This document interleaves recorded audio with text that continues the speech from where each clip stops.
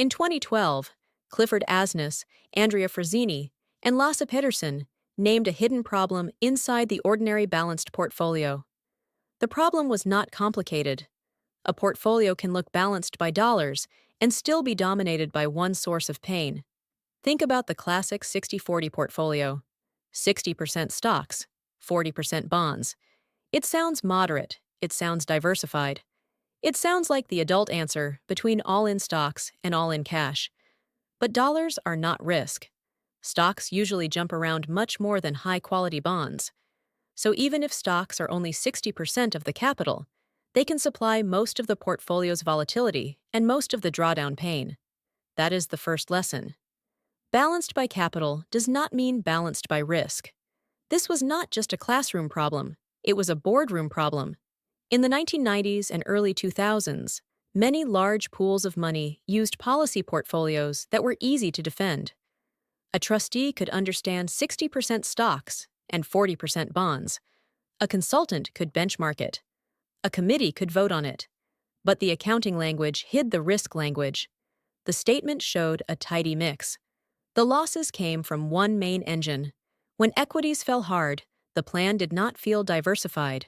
It felt like an equity portfolio with a bond cushion.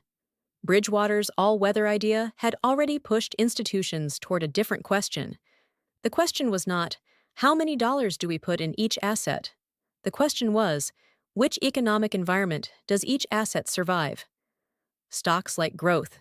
Nominal bonds like falling inflation and falling rates. Inflation-linked bonds and commodities can help when inflation is the threat. Credit sits between growth risk and interest rate risk.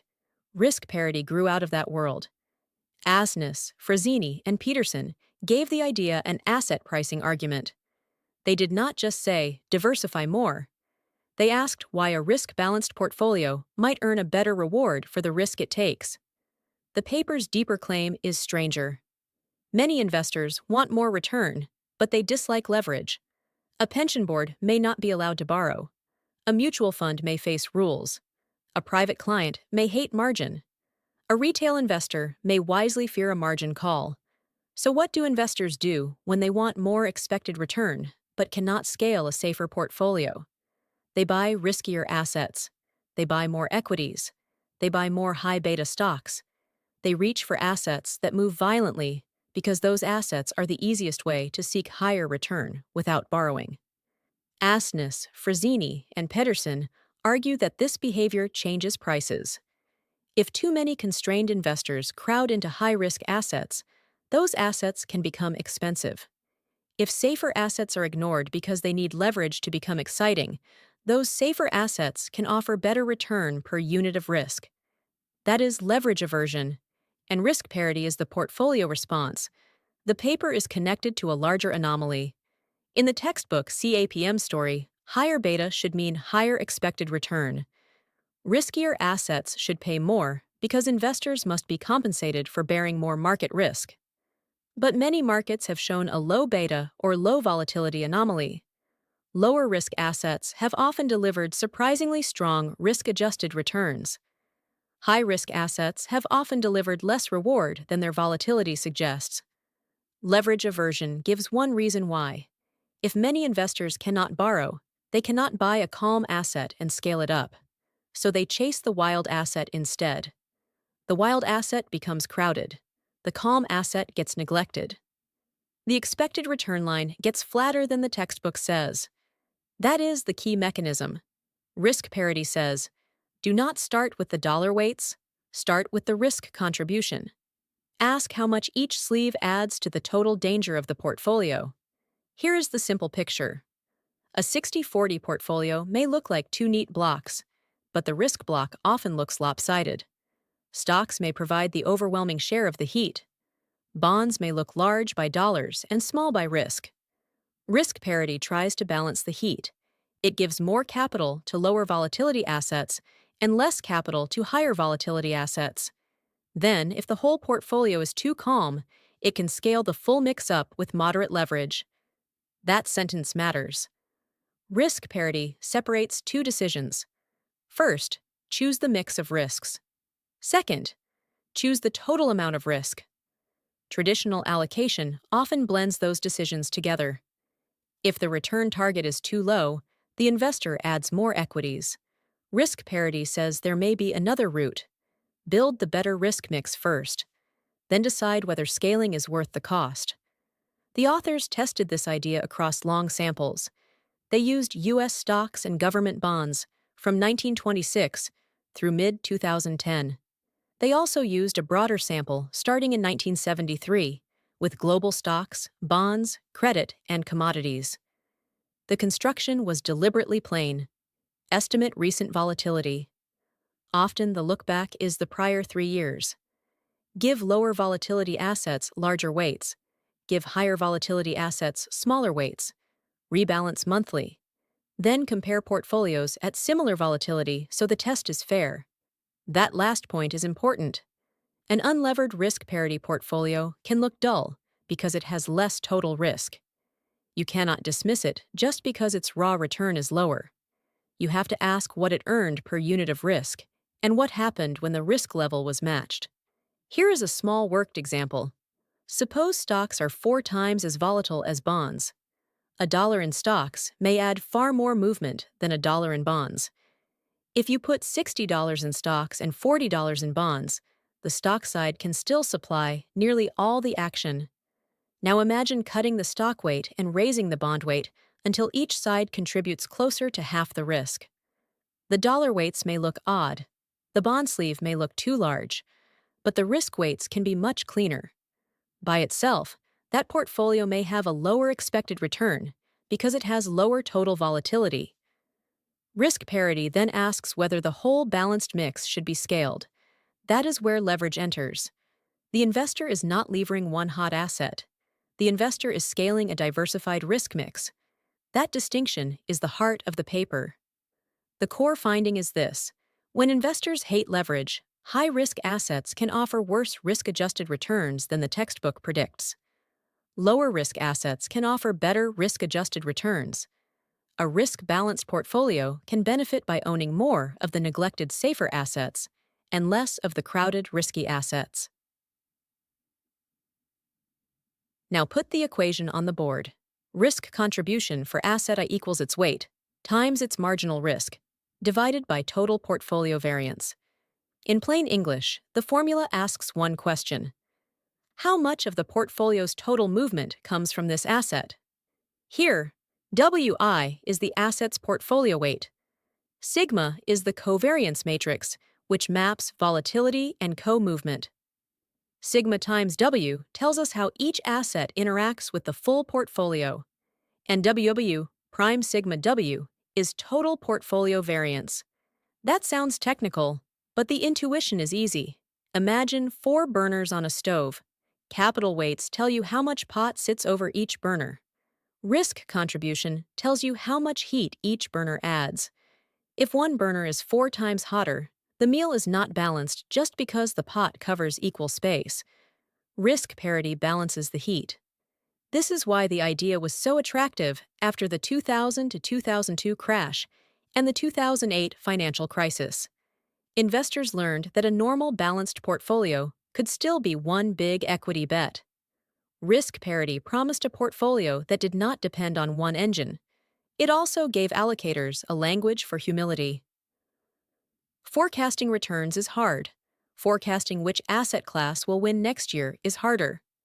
A risk parity portfolio does not need a heroic expected return forecast to begin. It starts with volatility, covariance, and risk contribution. Those inputs are not perfect, but they are often more stable than return forecasts. That was part of the appeal.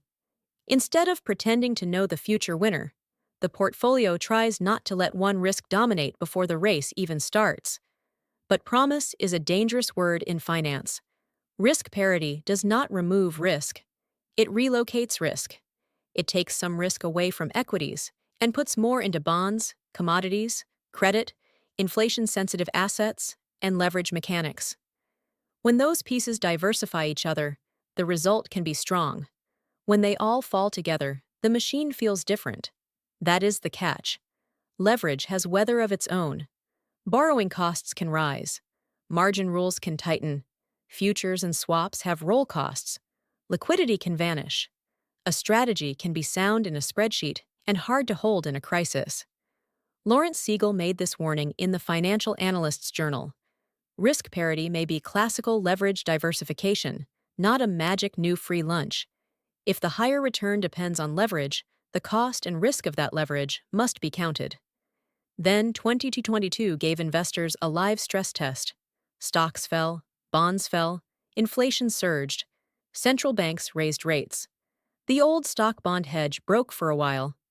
Long-duration bonds, which had often protected portfolios in deflationary shocks, became a source of pain during an inflation shock.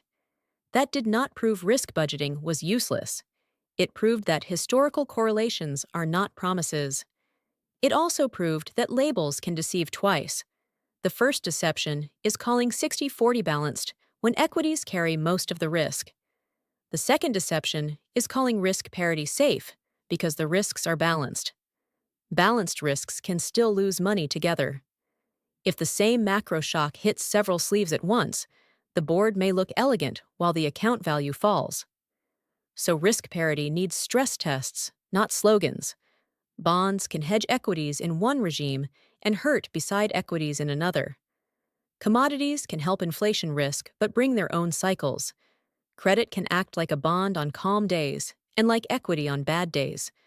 So the paper should not be read as risk parity always wins. The better lesson is this: portfolio risk is not the same as portfolio dollars. Leverage constraints can distort expected returns, and a serious investor should measure the sources of pain before choosing the level of risk. That lesson is still useful even if you never use leverage. For a retail investor, the first trade is not a trade. It is a diagnosis. Write down your sleeves: U.S. stocks, international stocks, bonds, cash, real assets, if you own them. Then ask what drives the losses. If equities provide most of the risk, say so plainly. Do not hide behind a list of fund names. 10 equity funds are still one equity-heavy risk if they all fall together. Then translate the diagnosis into plain language. Do not say, "I own a diversified portfolio." Say, "I mostly own global equity risk with some bond ballast." Or say, "I own rate risk, inflation risk, and equity risk, but I need to know which one dominates." That phrasing changes behavior. It makes the hidden bet visible. The second habit is regime testing. Ask 4 questions. What hurts me if growth falls? What hurts me if inflation rises? What hurts me if rates jump? What hurts me if liquidity dries up? A portfolio that passes only one economic weather pattern is not diversified. It is specialized. The third habit is to treat leverage as an invoice. Leverage is not evil. It is not magic. It is a tool that sends a bill. The bill can include financing cost, forced selling risk, tax friction, product design flaws, and panic at the wrong time. Institutional investors may use futures and swaps efficiently. Retail investors often face clumsier tools. Leveraged ETFs, margin accounts, and complex funds can behave badly if the holder does not understand the plumbing. For most ordinary investors, the strongest version of the lesson does not require leverage at all. It requires honesty. If your risk is 90% equities, know that. If your bond sleeve is long duration, know that. If your inflation hedge is tiny, know that. If your portfolio only works when growth is strong and inflation is quiet, know that too. The paper is powerful because it changes the unit of conversation.